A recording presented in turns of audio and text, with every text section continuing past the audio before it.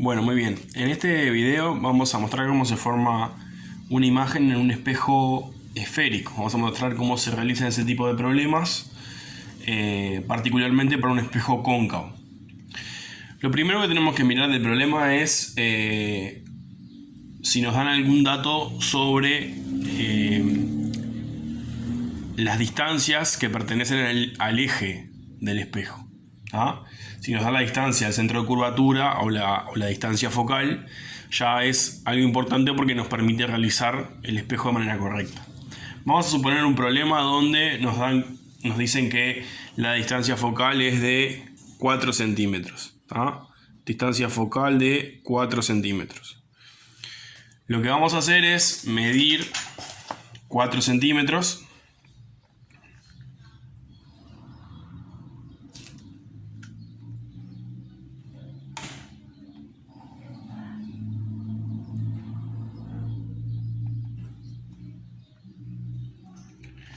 Y a esos 4 centímetros le ponemos la letra F, que indica que estamos en el foco ahí. El otro punto sería el vértice del espejo, que es donde se conecta el eje del espejo con el espejo propiamente dicho. ¿Ah? Un espejo esférico es aquel que justamente la escala especular forma parte de una esfera. Nosotros lo vamos a ver esto en 2 dimensiones, pero es un problema de 3 dimensiones.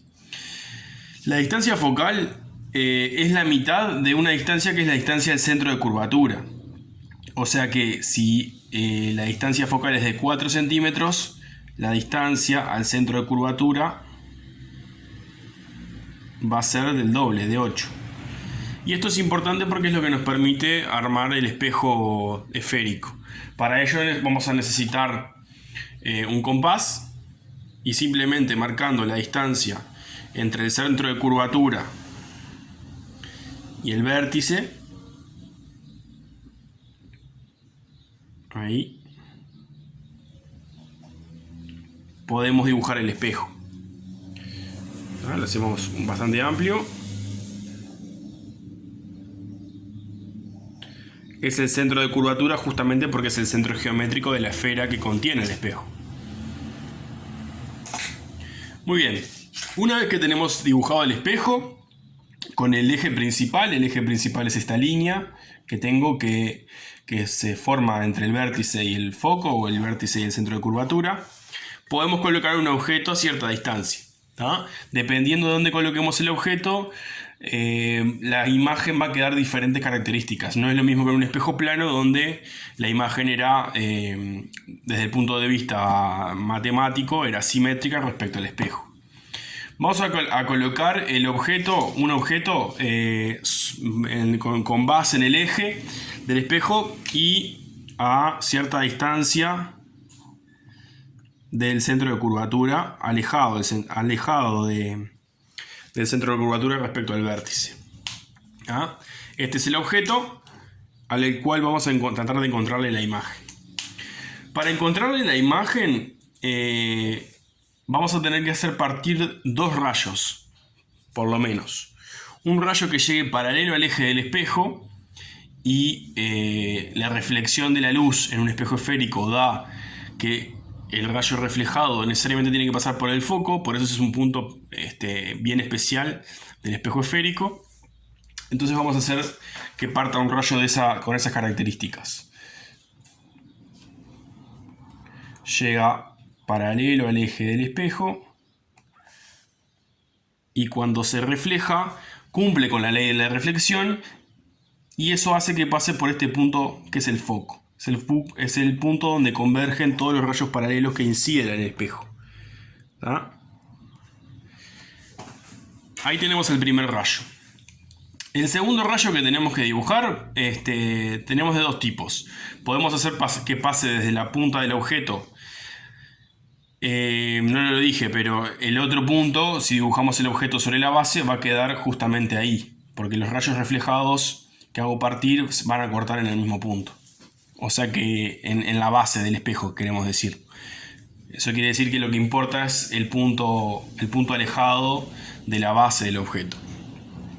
Podemos hacer partir 2 rayos más. Uno que parta con relación al centro de curvatura y se va a reflejar sobre sí mismo, porque la ley de la reflexión marca como que si el centro de curvatura está siempre perpendicular a la recta tangente en el punto donde toca el rayo, o podemos hacer incidir un rayo que pase con dirección al foco.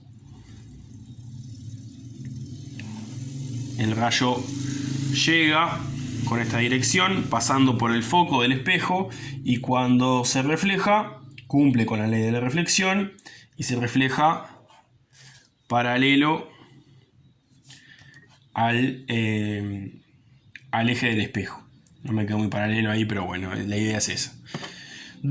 Se supone que donde se cortan los rayos reflejados es donde está la punta de la imagen, y lo completamos llevando ese punto hasta el eje. Como ven ahí, nos quedó una imagen. Esta sería la imagen.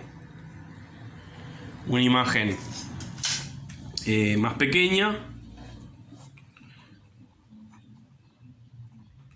Una imagen invertida. Más cercana al espejo.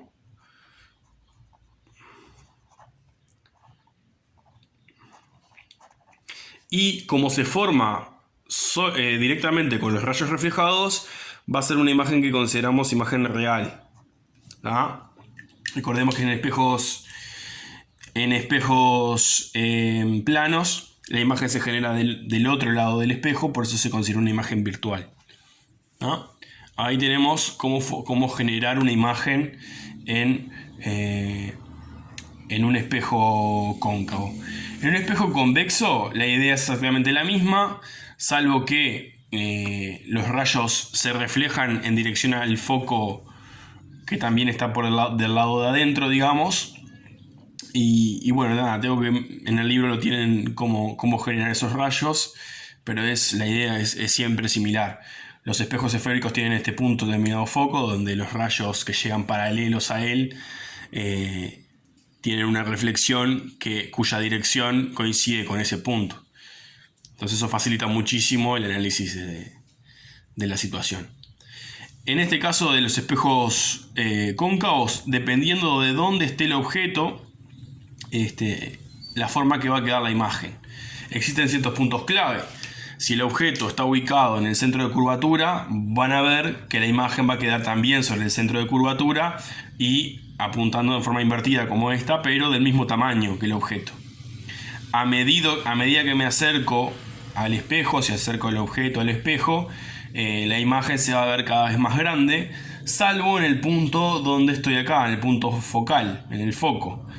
Si un objeto está ubicado en ese punto, no se forma una imagen, porque los rayos reflejados tienen dirección paralela. Eso es un punto bien característico de los espejos esféricos, y que es importante también en muchos aspectos para la construcción de los mismos. Si el objeto está entre el foco y el vértice, en esta zona, la imagen se me va a generar de tipo virtual, es decir, me va a quedar del otro lado del espejo.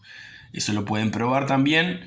Todo rayo que no se corta de un lado del espejo tiende a cortarse en el otro, a menos que sean rayos paralelos que no se cortan en ningún momento. Muy bien, pronto por acá.